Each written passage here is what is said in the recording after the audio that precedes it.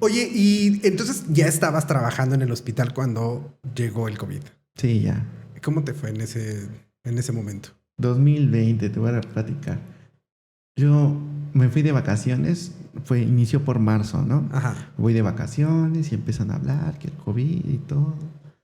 Y me empiezan a mandar mensajes, oye, ya empieza a haber movimientos aquí, se están poniendo el trío respiratorio, el choque respiratorio, muchas cosas nuevas para nosotros. Ya tenemos el primer paciente, no hay personal para poderlo atender. Entonces, y yo dije, planeé mis vacaciones y regresaba en los días de Semana Santa. Ajá. Y siempre dije, ay, regreso a los días de Semana Santa, bien tranquilo, no hay jefes, no hay, hay mucho personal y tómela. Regresas y pacientes de COVID. Todos los directivos ahí revisándote. No te muevas el cubrebocas porque a lo mejor te vas a infectar. No te andes agarrando la cara, lávate perfectamente las manos, ponte 1000 veces gel antibacterial, usa las medidas de protección. Empezamos con nuestros pacientes, ¿no? Mi primer paciente que tengo, yo nunca había visto una temperatura tan elevada, 42 grados de temperatura, y digo, ¿qué está pasando, no? Un apoyo ventilatorio, que aún así con equipo de protección, tus guantes lo tocabas y sentía caliente, hirviendo el paciente. Y decías, cómo una enfermedad está evolucionando así tan rápido en unas personas, ¿no? Y te daba para abajo ver que tú lo dejabas estable, que te había hablado y ya lo encontrabas intubado al día siguiente. Grave, ¿no? Entonces decías, ay, no. Y previo a esto, aguantar el calor y la fatiga de tener un equipo de protección, ¿no? Porque nos poníamos de todo, ¿no? Nos poníamos de todo para evitar que esto estuviera en contacto con el medio externo, ¿no? Que los 3 pares de guantes, que no sé cuántas batas, que no sé cuántos cubrebocas, que tus goggles, que tu casco para que no salpiquen las gotitas cuando lo aspires o cuando el tos al paciente, todo, ¿no? Ya cuando te lo quitabas y dices, ay, me libré de todo esto, ¿no? Entonces era muy fatigante, la verdad, muy fatigante y muy triste ver a las personas cómo se iban así, ¿no? O sea, uno tras otro, uno tras otro, tras otro, tras otro, cómo se deterioraba tan rápido. O sea, sí te tocó ver mucha gente. Sí, la verdad es que sí. Después de esto, yo estaba en el servicio de urgencias y me dejaban a mí estar en el choque respiratorio. Ujú. Pues pacientes que no podíamos bajar de los carros porque ya estaban. Ambulancias que llevan una tras otra, llevando pacientes que no podían ya respirar. Dejábamos en el área de choque a pacientes esperando una cama para poderlos subir a piso. Yo siempre les decía, parecía hotel del 14 de febrero, ¿no? Ajá. Esperando que se oriente a la cama y va otro para allá, ¿no? Y muchas veces me preguntaban las familias, es que, ¿qué esperamos para poder subir? No, pues que fallezca uno para Qué poder fuerte. ingresar. Fíjate que la gente no entiende mucho eso porque mucha gente cree que hablamos de esta manera como muy despreocupadamente, ¿no? Como muy directo ante una situación que evidentemente a la familia, por ejemplo, de estos pacientes, pues les pegaba mucho, Claro, ¿no? Pero yo siempre les he dicho que en estos casos de emergencia, nosotros tenemos códigos y tenemos formas de actuar y de trabajar, porque nosotros, no, nosotros tenemos que atender a una población, ¿no? No atendemos a una persona, sino que atendemos a una población y tenemos que pensar en toda esa población. Por ejemplo, la gente no sabe cómo seleccionamos para atender primero o no a una uh-huh, persona en un caso de desastre, ¿no? En un caso de desastre, cuando no tenemos el personal suficiente, las camas suficientes, etcétera, tenemos que ver quién tiene más posibilidades de vivir en las mejores condiciones y incluso quién tiene mejor edad para vivir, claro. ¿no? No sabe la gente que nosotros hacemos ese tipo de selección y decimos, a ver, realmente quién tiene más probabilidades de vivir bajo las mejores circunstancias, ¿no? Y quién, pues se oye feo, pero quién no ha vivido tanto Ajá, para que nosotros podamos salvarlo y porque va a tener pues más años de vida, etcétera. claro. Y supongo que eso es lo que pasaba, ¿no? Mucho acá, o sea, ¿a quién le vamos a dar prioridad? ¿Quién está más grave? ¿A quién sí vamos a poder ayudar? Porque no teníamos medicamentos, no teníamos muchas cosas para poder atender a los pacientes, ni conocíamos la enfermedad. Claro. Entonces era pues ¿a quién sí vamos a poder ayudar para pasarlo? ¿A quién no vamos a poder ayudar? Pues no tenemos espacio, no podemos pasarlo. Sí llegaba a ese momento en que tenían que hacer selecciones. Sí, claro, o sea, personas a lo mejor de la tercera edad que ya tenían la patología más avanzada a una persona de una edad de entre 20 a 40 años que tenía a lo mejor una probabilidad de vida mejor que la persona de la tercera edad, pues se le da la prioridad a esa persona, ¿no? Claro. Entonces, como te comentaba, sí teníamos personas así, llegaban, como decían al inicio, todas las personas que tenían comorbilidades llegaban. Y teníamos ahí una gran persona, ¿no? Luego otra etapa donde tenían todas las personas de la tercera edad. Y fue mucha persona de la tercera edad que falleció, desgraciadamente, ¿no? ¿Por qué? Porque fue la que se llevó. Yo me acuerdo mucho que fue en la etapa de diciembre, enero, la más fea. La más fea que llegaban y llegaban y llegaban. Y que fallecían y que pues, solamente lo subías y tocaban la cama y fallecían, ¿no? Y también era una enfermedad muy emocional, porque todos de lo que enfatizaba los medios de comunicación, de que eran un lugar donde te abandonaban y que no podía entrar nadie, pues la persona se deprimía. Y ahí intervenía mucho lo emocional de las personas. Todos se deprimían, todos. Y Pues aunque tú porque tuvieras, aunque tú cuando entrabas al piso y decías, te presto mi teléfono, te presto haz una esto, haz videollamada. una Ajá. videollamada y todo, ¿no? Yo siempre, todos decíamos, solo no digas que te amo mucho, porque nos pasaba y hasta podemos hacer una estadística que el paciente que le decía así a su familiar se ponía muy mal y Y fallecía. falleció. Y yo así de, no lo digas, por favor, así como no lo digas, no lo digas, no lo digas, ¿no? Entonces eran cosas que todavía recuerdas y te hace, ay, porque te pasaba, ¿no? Justo eso te iba a preguntar, porque eso es lo que se vivió, ¿no? Yo no sé si yo, con el pasar del tiempo y alejarme un poco de esta atención directa con los pacientes, yo veo pacientes, o sea, voy y me presento con el paciente antes de una cirugía y ya no vuelvo a hablar con él, pues prácticamente nunca, y todo el Claro. tiempo lo veo sedado. Yo no sé si con el pasar del tiempo yo empecé como a hacerme más sensible y a perder esa dureza por la poca convivencia, no lo sé. Pero yo pensaba mucho en mis compañeros. Yo, no, yo estaba trabajando tenía yo mi trabajo, que es un trabajo mucho más administrativo durante el COVID, y yo podía trabajar desde casa, ¿no? Y yo pensaba en mis compañeros y de verdad sentía yo una frustración y sentía yo como un miedo de que algo les pasara a amigos y compañeros que fui conociendo a lo largo del desarrollo de la profesión. ¿Tú qué sentías? O sea, miedo, tristeza, qué eran los sentimientos que más tenías en ese momento de atender a los pacientes? Al inicio sí te puedo comentar que tuve miedo, o sea, era algo nuevo, que si tú decías, te mueves tu cubrebocas, tu equipo de protección, te vas a enfermar, ¿no? Y al miedo que a mí me daba era enfermar a mis padres, que yo soy con quien vivo. Y decía que por mi culpa, por desarrollar mi profesión, fallezcan, me daba todas las noches insomnio por eso, ¿eh? Y pensar que digo, ¿y si me van a intubar o si tienen que intubar a mis padres? Y no pensar en esa situación, ¿no?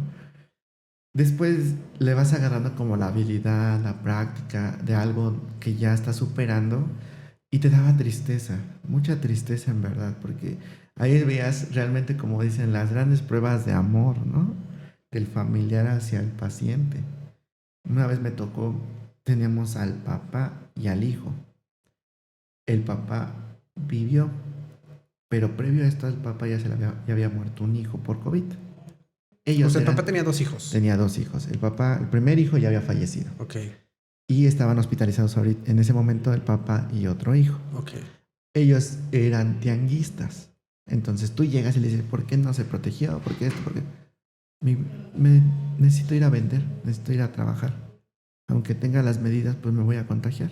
Claro, conviven Ok, con muchísima gente, punto a dinero, favor. comida. Exacto, ¿no? Y dices, favor para usted, ¿no? Tiene que sobrevivir de manera económica. Entonces, me acuerdo que teníamos a uno, dos, tres, en la cama tres a su hijo y en la cama de atrás estaba el papá más estable, se podía parar, con oxígeno y todo. Dice, quiero ver a mi hijo. Camina, lo ve desde afuera y le dice, hijo, échale muchas ganas. Y es lo que te digo. Y el hijo le dice, papá, te amo mucho. Te sales, da el turno, haces el enlace y se escucha cómo activan que quieren un ventilador para la cama 3, ¿no? Y dices, no. Y ya, porque obviamente todos nos platicábamos los compañeros, dices, ¿es que crees que falleció tal persona? Ajá. ¿Cómo crees? Es que, y nosotros, ¿qué le dijo que se amaban mucho? Se amaban mucho, o sea, se despidieron. ¿Por qué lo hicieron? ¿No? realmente pues era algo emocional, porque relativamente pues su patología pues estaba muy avanzada, ¿no? Claro. Entonces eran cosas así que te digo, muy emocionales y que igual les prestabas el teléfono y todo, y se despedían de ellos, o sea, realmente se despedían de ellos y no los veían ya. Era muy triste para ellos eso. Muchas personas, y yo te digo, yo creo que si no fui militar y no estuve en una zona de guerra, pero fui enfermero y estuve en la zona de guerra, Sí, que claro. realmente vi a muchas personas. Pero sin embargo también muchas personas que salieron con secuelas y salieron bien. Ok. Entonces, también parte de la población que lo dejaba hasta el último, ¿no? Por el miedo de estar en un hospital. Y también uno como personal de la salud, la agresión hacia uno, ¿no? Porque yo te digo, estaba en el área de choque y si tú llegas como de familiar con la desesperación y tenías que intervenir en eso, la desesperación de la gente que estaba afuera y con la desesperación del paciente. Y yo suelo sudar mucho y yo estaba llenado en agua. Y decía, Y traías uniforme y de con protección, o sea, protección. eléctricos de protección y decía, ¿qué hago? ¿No? Y yo con mis lentes todos empañados y digo, ¿dónde? No veo ni para canalizar, ¿no? Digo, ¿qué tengo que hacer? Digo, a veces tenía que hacerle así, digo, con que no tosa el paciente y no me Me vaya a caiga, contagiar. claro. Sí, hicieron miedo, era tristeza y después era dominio. Decía, Ok. nos toca ir al área COVID. Ah, sí, nos metimos. La- como buenos profesionales le agarrábamos la onda a todo, ¿no? Claro. Y ya era nuestra área y nosotros nos sentíamos cómodos y ya sabíamos utilizar el equipo, ya traíamos todos los accesorios para que no nos marcáramos, todo. Y nos agradaba estar ahí. Era algo grato estar ahí. Pues sí, creo que siempre le tenemos miedo a lo desconocido. O sea, siempre, Exacto. incluso cuando te van a mandar a un servicio que no está en estas circunstancias, pero es un servicio desconocido, sobre todo si ya trabajas, Ay, ¿no? sí, ya Cuando eres vas ahí con estudiante, el rosario en la mano, a ver, sí, a ver cómo me que va. no metan esto por mi quirófano Exacto. porque yo no sé qué hacer, Yo no ¿no? sé qué hacer, que no me vayan a pedir algo que yo no conozca, ¿no? Que no vaya, ¿no? Creo que es algo que puede pasar. Pero pues aquí se trataba de conocerlo, dominarlo y entrarle al asunto, ¿no? ¿Cómo le fue a tus compañeros? ¿Todos están bien? ¿Todos no tuviste Dentro ningún del problema? hospital sí hubo, no recuerdo si dos personas que fallecieron por COVID. De ahí en fuera la mayoría pues nos contagiamos, yo me contagié, pero no pasó a mayores. No la pasaste mal. No la pasé mal. Ok. Te puedo decir que la primera vez me contagié 2 veces. La primera vez sí me sentí un poco. Yo decía, ay, ¿por qué los mandan descansar 2 semanas? Qué flojera estar en tu casa 2 semanas, ¿no? Pinche gente floja que se va 2 semanas. No. Con la primera semana sientes que te dieron una golpiza y te duele todo y te Duele quieres todo. parar. Y me acuerdo esa vez que cuando me mandaron incapacidad tembló y yo digo, ¿ahora qué hago? ¿Me paro? ¿No me paro? No tengo ni ganas, voy a salir así. Y digo, ay, ¿por qué me pasó a mí, Diosito? No. Pero la segunda vez, bien relajada, dije, ay, ¿por qué me mandaron incapacidad? Nada más porque salí positivo. Y te mandaron a Pero ya fue de las últimas que te decían, me dio COVID, que toda la gente decía, sí, me dio ya. COVID, Sí, como me te voy a me dio mandar gripa. Ajá. me van a mandar a mi casa a descansar, ¿no? Ujú. Pero al principio todos, tiemble y tiemble, ¿no? Sí, O sea, al me dio principio mucho sí era miedo. muy feo. Oye, ¿cómo lidiaron con esto emocionalmente? No sé si yo sé si yo exagero, te digo, no sé si yo me he vuelto exagerado y demasiado negativo y fatalista en este tema. Yo estaría jodidísimo porque yo que lo viví desde afuera, yo me metí en un momento de ansiedad y de depresión muy fuerte. Imagínate, o sea, viviéndolo afuera, me enfermé demasiado con el tema Ujú. mental de nos podemos contagiar, nos vamos a enfermar todos, se viene el ataque zombie y todo, ¿no? O sea, yo se imaginaba esto que iba a ser un caos. Lo fue, no quiero decir que no lo fue, porque mucha gente sufrió pérdidas muy importantes, Claro. pero yo me lo imaginaba mucho más grave. No sé si yo estoy exagerando o si sí la pasaron mal emocionalmente como profesionales de la salud.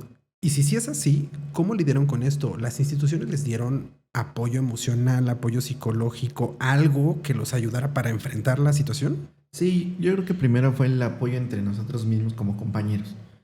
El ver que si a alguien le estaba afectando tanto estar ahí, apoyarlo, ¿no? Y decir, ¿sabes qué?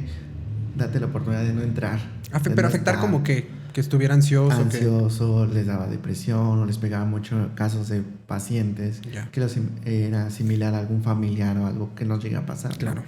Entonces después la institución por cuestiones de la pandemia, pues nos hacía tomar cursos en línea, que se hizo mucho lo virtual, ¿no? Entonces tomamos cursos, no sé. Y después existían programas que si detectaban problemas como ansiedad, depresión, aunado a esto, se focalizaban en ellos o priorizaban en esas personas para brindarles el apoyo. Yo de los compañeros con los que estuve, la mayoría, te puedo decir que casi no hubo problemas de ese estilo. Solamente a lo mejor un poquito ansiedad o en ese momento, pero la mayoría lo pudo solventar o Enfrentar. solucionar bien, ¿no? Ok. Entonces, solamente a nosotros todos coincidíamos que íbamos a nuestra casa y por la misma ansiedad nos daba por comer, ¿no? Y como éramos el único personal que podíamos salir a las calles, entonces nos sentíamos felices, ¿no? Porque Claro. éramos los únicos. Presentabas tu identificación y todos, sí, él sí puede andar en la calle, ¿no? Sí, es cierto. Pero en la época que así como dices, la época zombie, que Ajá. solamente salían el personal de salud Tenían y hasta un membrete o permiso, marbete especial permiso, para portar en el coche, ¿no? ajá, para que Wow. pudieran andar todos los días sin problemas.